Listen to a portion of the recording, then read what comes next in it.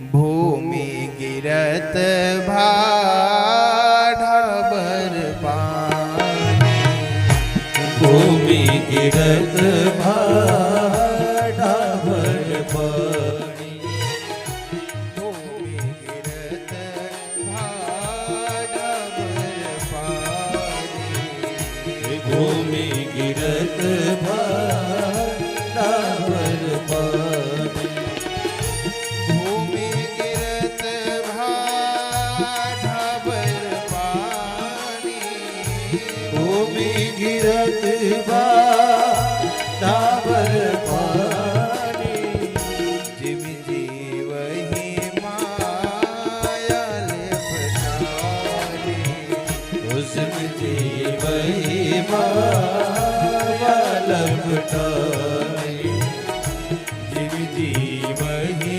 माया लपटाई। जैसे भूमि पर गिरते ही वर्षा का जो जल है वह मटमैला हो जाता है, वैसे ही गर्भ से बाहर आते ही जो जीव है उसको भगवान की माया लपेट लेती है। तो भगवान की कृपा से ही वह भगवान की माया से मुक्त हो सकता है, कोई दूसरा और विकल्प नहीं है। मायापति भगवान श्रीमन नारायण प्रकट हुए और सुखदेव जी को आश्वासन दिए कि बेटा बाहर आओ, मैं वचन देता हूं कि मेरी माया तुम्हारा कुछ भी नहीं बिगाड़ेगी।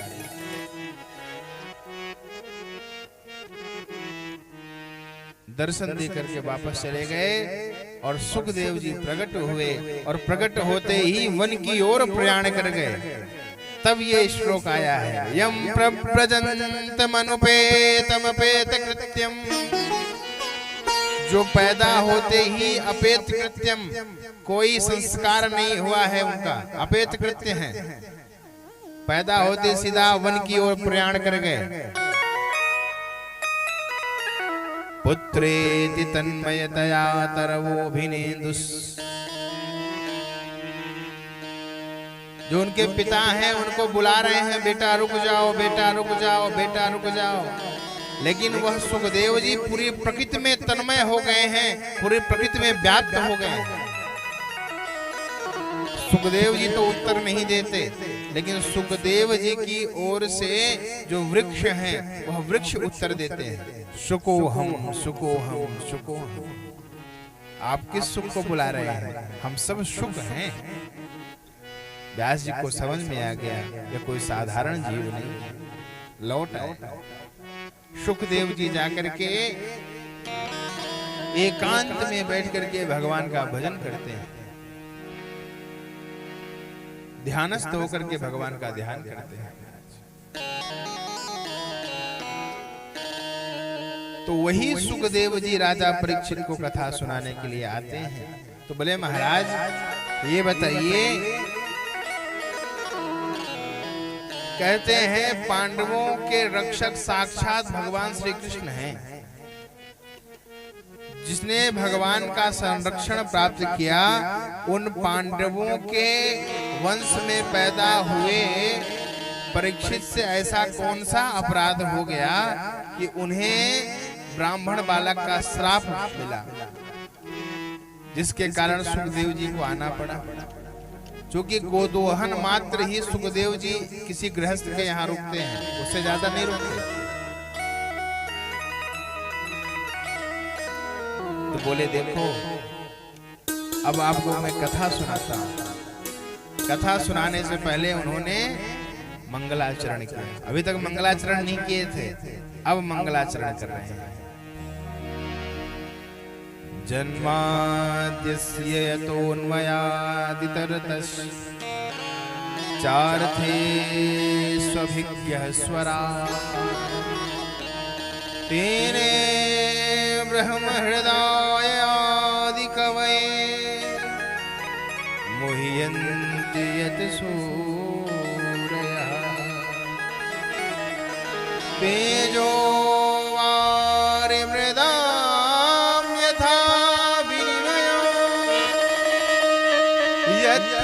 सर्गो ईशा धाम्ना स्वेन सदा निरस्तकुहकम् सत्यं परम धीमहि।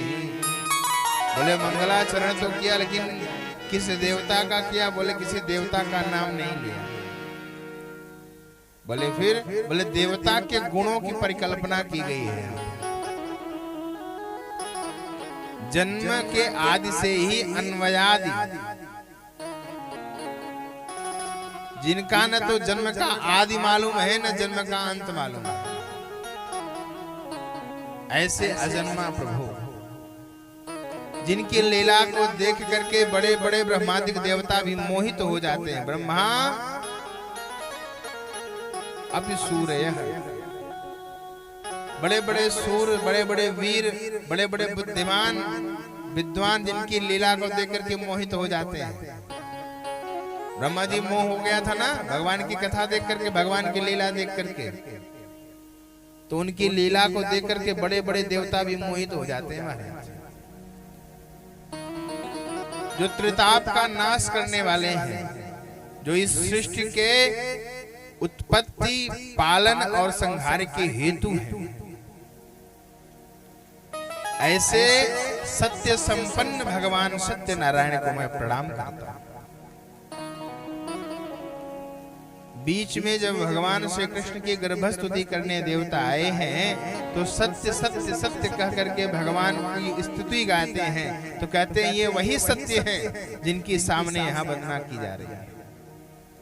सत्यम परम धीमहि, इसलिए कहा है शंकर जी ने, सत्य क्या है? उमा कहूं मैं अनुभव अपना, उमा कहूं मैं अनुभव अपना, उमा कहूं मैं अनुभव अपना, उमा कहूं मैं अनुभव अपना, सत हरि भजन जगत सब सपना, ओ सत हरि भजन जगत सब सपना, सत हरि भजन जगत सब सपना, ओ सत हरि भजन जगत सब सपना। सत केवल भगवान का भजन है, जिस भजन के माध्यम से भगवान की प्राप्ति हो जाती है। एक शर्त और है, कहते हैं धर्म प्रौंजित कृतवोत्र परमो निर्मत्सराणाम सताम। ये जो संहिता है यह सबके लिए नहीं है। बोले फिर ये उनके लिए है जो निर्मत्सरी हैं। क्यों? क्योंकि इसमें धर्म बताया गया है। अत्र धर्मो ही, और वह धर्म कैसा है? बोले धर्म कल्याणकारी है। वास्तव वस्तु अत्र शिवदम, ये जो वास्तव वस्तु है, बोले वास्तव वस्तु क्या है? बोले धर्म है और भगवान का नाम है। वह वास्तव वस्तु क्या करती है? बोले शिवदम, शिवम ददाति कल्याणम ददाति शिवदम, जो कल्याण प्रदान करती है। अब कल्याण किसे कहते हैं? कल्याण हमने निवेदन किया था कल, कल्याण क्या है, लेकिन भूल गए होंगे। कल्याण की अवस्था वह अवस्था होती है जहां सुख सुख नहीं समझ में आता, दुख दुख नहीं समझ में आता। सुख दुख समय कृत्वा लाभा लाभो जया जया, ये कल्याण अवस्था होती है। लोग कहते तो हैं कल्याण हो, लेकिन कल्याण का अर्थ बिना समझे आशीर्वाद कैसे देंगे? कल्याण का भाव ही है जहां सुख सुख न लगे, दुख दुख न लगे। सुख में भी वही स्थिति, दुख में भी वही स्थिति, वो स्थिति होती है कल्याण की स्थिति। यानी व्यक्ति को बाहरी वातावरण प्रभावित नहीं कर सकता। वह आत्मा राम है, आप्त काम है।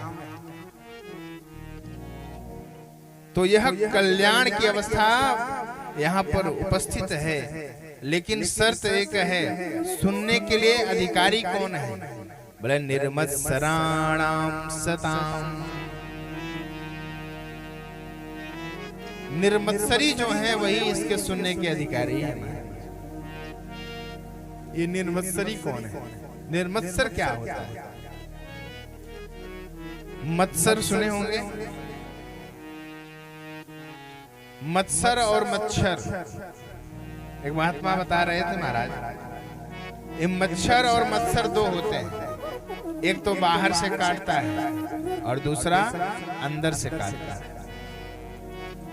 मच्छर बाहर से काटते हैं तो उनको अगरबत्ती दिखा करके, धूप बत्ती दिखा करके, चालीसा गा करके हम लोग हटा देते हैं, मच्छरदानी आदि लगा करके। पहले मच्छरदानी लगाते थे, अब तो डायरेक्ट अगरबत्ती दिखाते हैं। जय मच्छर भगवान उजागर, जय अगणित रोगों के सागर, रोग दूत अतुलित बलधाम। तो अगरबत्ती लगा देते हैं, वो दूर हो गए, लेकिन जो अंदर वाले मच्छर हैं उनको दूर कर पाना बड़ा कठिन है। भगवान भी परेशान हो जाते हैं मत्सरी लोगों से। एक बार भगवान एक भक्त को दर्शन दिए, बड़ा प्रसन्न होकर के भक्त ने कहा, प्रभु अब हम चाहते हैं कि जो हम चाहें वह हो जाए, वह मिल जाए हमें। भगवान ने कहा ठीक है, ये हमारा शंख ले लो, जो आपको इच्छा हो शंख बजाना और मांग लेना, मिल जाएगी आपको। लेकिन शर्त है। बोले शर्त क्या है? बोले शर्त ये है कि जो आप मांगेंगे आपको मिलेगी तो, लेकिन पड़ोसी को तुम्हारे 2 गुना मिल जाएगी। मत्सर बता रहे हैं, मत्सर क्या होता है? परोत्कर्षम मत्सरम, दूसरों का उत्थान देख करके, दूसरों की ऊंचाई देख करके जो हृदय में पीड़ा होती है वही मत्सर है। परोत्कर्षम असहनम मत्सरम। तो शंख लेकर के घर पे आए भक्तराज, शंख बजाए और बोले प्रभु बड़ा सुंदर महल बन जाए, बढ़िया लहलहाती हुई कोठी बन जाए। महल बन गया, और जब महल के ऊपर बढ़िया टहलने के लिए आए, देखे कि लपलपाता हुआ महल बना है। जब निगाह घुमा करके देखे तो पड़ोसी के 2 महल आलीशान बढ़िया। अब तो बोले कि हे प्रभु, तपस्या हमने की, लाभ पड़ोसी को मिल रहा है, वो भी दुगना। फिर शंख बजाया और बोले हे प्रभु, एक सेवा करने वाली सुंदर पत्नी मिल जाए।